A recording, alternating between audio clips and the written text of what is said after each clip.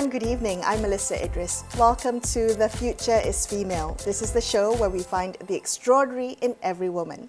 I'm delighted to introduce my guest today, Puan, Siti, Kamariah, Ahmad, Subki, who is a trustee and managing director for Yayasan Hasanah, which is the impact-based foundation of Khazanah Nasional. She's also a board member of Siti and INCEIF University. Welcome to the show. It's so good of you to join me. Lovely to have you here. Likewise. Okay, so Kamariah, maybe we can talk a little bit about your journey for the audience at home who would like to get to know you today. Talk to us a little bit about what drew you into the impact sector and also what has kept you here all these years. Thank you for that, Melisa. It's an honor and pleasure to be here. I grew up from a very humble beginning, a household that hailed from Perak. Both my parents came from Siti, Perak, a small town. So in the government flat that we grew up in, life was modest, but really full of values. Early mornings, I remember wake up very early as 4 a.m. to help mum pack nasi lemak, make some of the best curry puff before going to school. And it's really through this that I learned grit and responsibility since a very young age. And I take pride that I can count really fast. And my parents to count the change, to count the change, to count the number of curry puff that I have to make every morning, or packs of nasi lemak that my mom has to sell. And I was also responsible to make sure that everything is prepped down to the last plastic bag or tong. So it made me super organized because I have to do all this before 6:30 a.m. So before going to school. Right? Yeah, and so my parents couldn't give me big gifts, but they've always trained us to be rewarded for gifts for doing well at school, or for good behavior, for praying 5 times a day, for fasting and things like that. So this instilled deep appreciation for education and also compassionate support for others. And so it was really something that happened when I was 15, right after PMR exam at that time, where I received a scholarship. And it was really a stroke of luck. I found the advertisement lying on the desk at my school at SMK, Sultan Saudi Abdulaziz Shah, inshallah, a scholarship to attend College Yayasan at that time. So I applied, and then really when I got the letter, I got in, and I realized that, wow, like someone paid attention to a girl from a humble beginning. And it was really, at that moment, I realized just with one opportunity, one act of trust on my potential, a young girl at 15, and how that could completely alter someone's fate. My life path completely changed from that moment, and it sparked a lifelong belief that with the right support, right compassionate support, people can really thrive, and that gave me that hope that I needed. And from there on, social impact work and also helping others simply by being good to others in need became my belief forward. And I've since advocated for creating systems that on a daily basis and uplift people and trust in people's potential. Can I ask you what that actually entails? So I think a lot of people love the idea of doing your day job that impacts the world in a positive way, that changes the world for the better and impacts people directly. But I think many of us don't quite understand what philanthropic work means, what social impact work really entails. Maybe you can talk to us a little bit about that. Yeah, philanthropy as a sector isn't just about giving. Giving is good. Goodness, kindness is all that is wonderful. But it's really about listening deeply. And that is a skill that comes from the heart. And to treat communities not as passive recipients, but as knowledge holders. And respectfully, for example, our Orang Asli community, they are problem solvers and leaders in their own right. So at Hasanah, we've learned that real change truly happens when we are able to follow communities' lead and to speak with them, not over them. So that's really important to us. And over the past decade, we've really championed the shift from simply giving and moving towards walking alongside communities. And we have real examples about this, which I will share later. Right. But it's really about trust, power sharing, co-creating, designing solutions that last together. Can I ask you, when it comes to the social impact sector, did you have to adjust to the kind of the deep listening that you talked about, the proximity, the walking alongside communities that that this type of philanthropy demands, that this kind of community-led philanthropy demands? I'm just wondering because, you know, in other sectors, in other industries, be it civil service or the corporate world, it's always processes and systems that dominate. But in the work, in social impact work, you have to put all of that aside and you have to listen. Was it difficult to adapt to that? Of course, in a very structured environment, we do have impact assessment framework, we have timelines, we have budgets, we have proposals. All that is in place, and we do have a very strong governance structure, being a foundation of Khazanah Nasional, and it is public money. But it's not just all that. On top of that, it is also about the power of listening and putting your heart and soul where it really matters, and that becomes priority. I give you an example. For example, to us, it's really not just about aid, it's a listening tool and a way to surface what the community needs. And Kampung Sungai Tonggang, during the pandemic, a Temia Orang Asli village, which is just outside of Ipoh, not far from my kampung in Setiawan. But when the pandemic hit, many Orang Asli youth had to go to the city to find work. Yeah. And in Ipoh, which is not far from town, it is heartbreaking to see young people leaving town because there's no livelihood because of the pandemic. And the Tok Batin told us, for them, when the youth go, it's not just about them using individuals. They will lose more than jobs. They will lose their cultural identity, being Temia community in Ipoh. And these young people, they are the one carrying the flags of that community.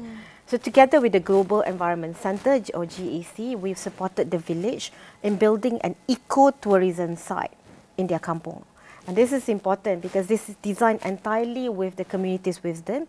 The Tok Batin, who's young in his 40s, was really holding our hand, GECs together, from where to build chalets without harming the land, to using traditional materials such as bamboo to create a fully nature-based solution to tourism.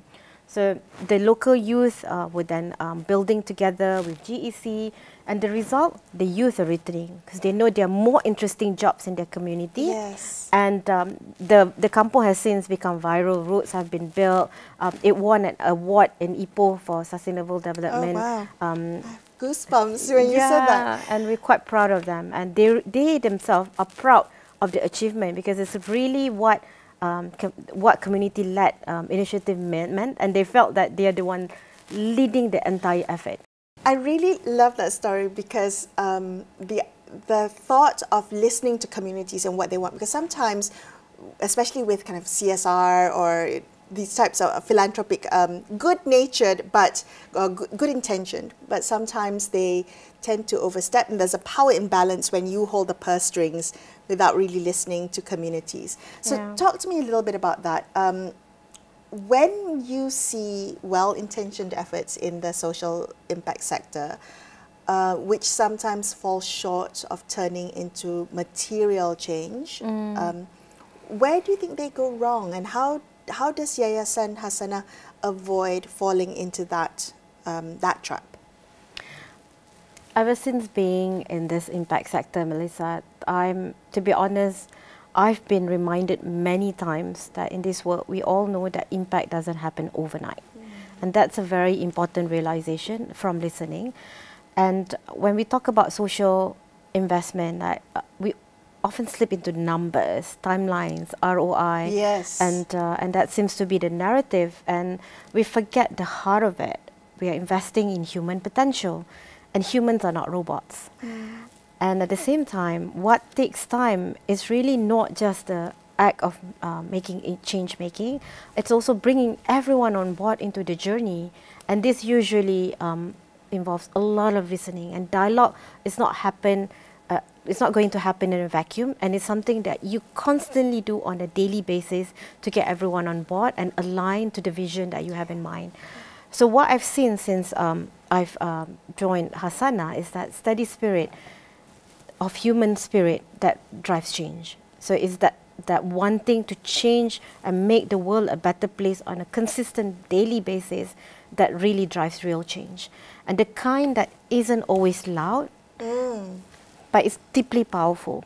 Like a teacher staying after school, or a community leader holding space for others, or a mum making up at 4 a.m. on a daily basis, making sure that money comes in through the livelihood, such as making nasi lemak, making kuih kari puff. And that happens on a sustained basis over 40, 50 years.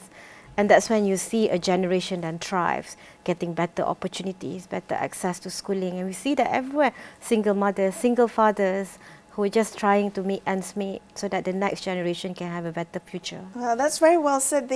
You're right. It isn't always loud. It's not always the flashy, the flashy actions, the big gestures that make the most impact. You mentioned something quite interesting about mothers and teachers, women. I'm curious whether women change makers are getting the visibility and the support in the social impact ecosystem in Malaysia.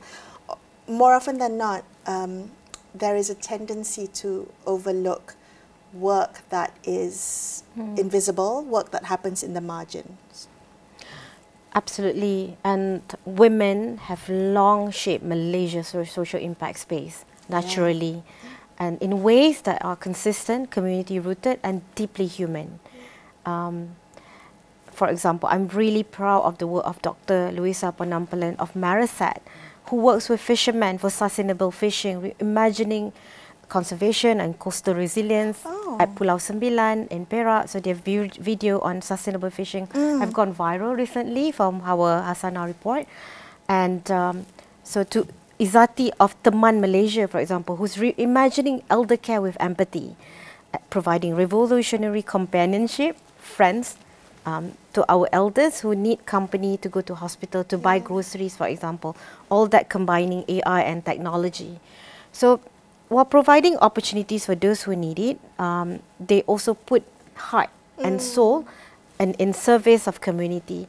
And we also have, for example, Abena, our young Khazanah scholar who wants to go deeper into inclusive policy. And we see strong examples of this kind of women leading with both heart and strategy, the smarts and the hearts. So what's heartening is also that more young women are stepping up too, both you and me, and there are more out there with not necessarily with funding, with titles, and with flashy office and support, but they are there with vision, courage, and action, doing small things in small communities everywhere. And social impact today is no longer the domain of one generation or one institution. You can't generalize or characterize that anymore. We're seeing women of all ages take the helm, like artisans who are like 70-year-old, Ibu Ngot in Sarawak, for example, 92 years old and still weaving the most beautiful tikar mengkuang I've ever seen in my life. So this social impact and women of all ages are showing that the key takeaway, women change makers are rising across generations and disciplines, and more are coming up every day. And I hope from our show, more young girls dream to become change makers when they grow up. I love that. I absolutely think that they are the linchpin in, they've been doing social impact work before it became an industry, an entire ecosystem. Yeah. All these projects, all these initiatives that you talked about, from the Orang Asli to the aging community to sustainable fishing, all of that wonderful success stories. Are there initiatives that you think really captures what Yayasan Hasanah is about, that reflects not just the organization but maybe your core values as well? So there is one initiative that deeply reflects Hasanah values in our work to protect Malayan tiger. And being an animal rescuer myself and a huge cat mama, so tigers are our national icon. It's on our Jata Negara, and it's also on our football team, Harimau Malaya, and yet critically endangered with less than 150 in existence. This really breaks my heart all the time. And through Rimau, a conservation NGO for the Malayan tiger, we support Rimau, who employs orang asli within the Royal Belum community and led by the indigenous Chahai community, the forest original guardians. So this isn't just a story about wildlife, Melisa. It's also about people-led, data-driven conservation that restores dignity and creates purpose in local communities. And rangers are trained to track tracks and also to install camera traps, which are really important to make sure that we are able to track where our tigers are and also where the poachers are. And this kind of dangers are important for us to be really on top of all these things, because protection of the central forest pine, and many people do not know, may not be aware that Malaysia consists of 51% forest cover. But in the dense forest, in the central forest pine that covers a huge part of Perak and Pahang, therein lies the poachers. And with these camera traps, as a result, with the help of our rangers, that we have reduced the number of snares and incidents by 95% in some of these key habitats. And it is really a powerful example how our community-led conservation work that is also championed by Lara Arifin, really amazing Iron Lady, who's showing that female can lead a movement that is saving tiger in the country. And we always say, if you can't save tigers, what else can we save? So I really hope that Lara, who's speaking at our Hasanah Forum, will really rally the entire social impact community and more to do more work for our tigers conservation. I didn't know Yayasan Hasanah was supporting or was backing Rimau's work, because they've been doing great work for years, and it's really heartening to hear that you're supporting such a wonderful organization. You mentioned Yayasan, the Hasanah Forum, and I wanted to talk to you about that. Tell me about this year's Hasanah Forum. I particularly love the theme this year, Philanthropy That Listens. That's really resonated with me.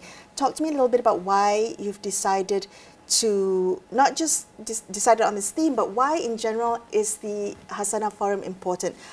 Why the need to bring together all these people? What can be accomplished at these types of gatherings that you think can't be accomplished in the field, or in rooms, in discussions separately, and not a kind of big gathering like this? Yeah.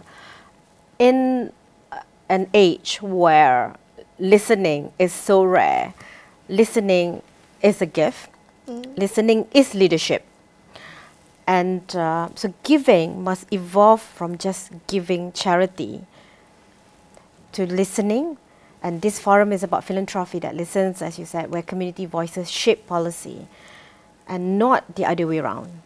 And what's different is that we know that a lot of conversation happen in closed door events, and they stay in silos. And what we hope that the forum will open up spaces for unexpected collaborations to happen, new friends that you will meet that will then expand your perspective, your horizon, and sharing of resources and networks that enable good initiatives like tiger preservation to thrive further beyond borders. So we believe also that true resilience comes from transparency, shared purpose, and putting the rakyat at the center of decision making. So with this theme, we hope that voices that matter, from marine biologists, orang asli artists, social justice advocates to youth leaders, are being put at the center, so that we are able to spotlight their issues, and so they no longer stay in the dark.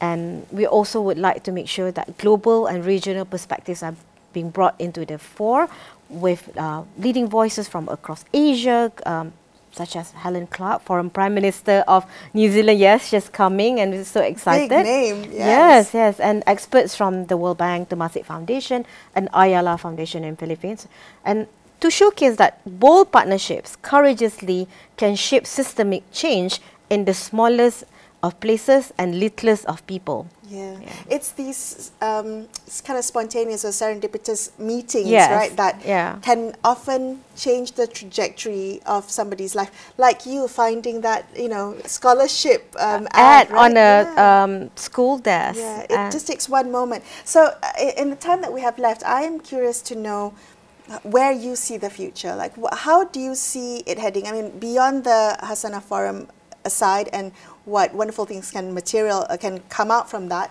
But for the social impact scene, are you hopeful that we will move beyond this kind of check writing, charity lens of philanthropy and move towards bigger, addressing the more structural issues? If you could maybe change one thing about the social impact scene, right? It could be culture, it could be policy, it could be anything in philanthropy that you'd like to see changed. What keeps you hopeful? What would you like to see changed? I'm hopeful and also optimistic, and I see a bright future ahead for philanthropy, Melisa. As Hasanah marks our 10th year anniversary. It is 10 years. Yes, July 2015 and July Correct, 2025. yeah. And so this forum will be both a reflection and renewal of our commitment to build a more just and inclusive society, advancing Malaysia one person at a time across every layer of society. And what's beautiful, Melisa, we are seeing on a daily basis, change is already happening on the ground. Many of our nationwide projects actually started a decade ago from our series of 700 plus pilot projects nationwide. So the decade have seen a lot of change happening in pockets of society.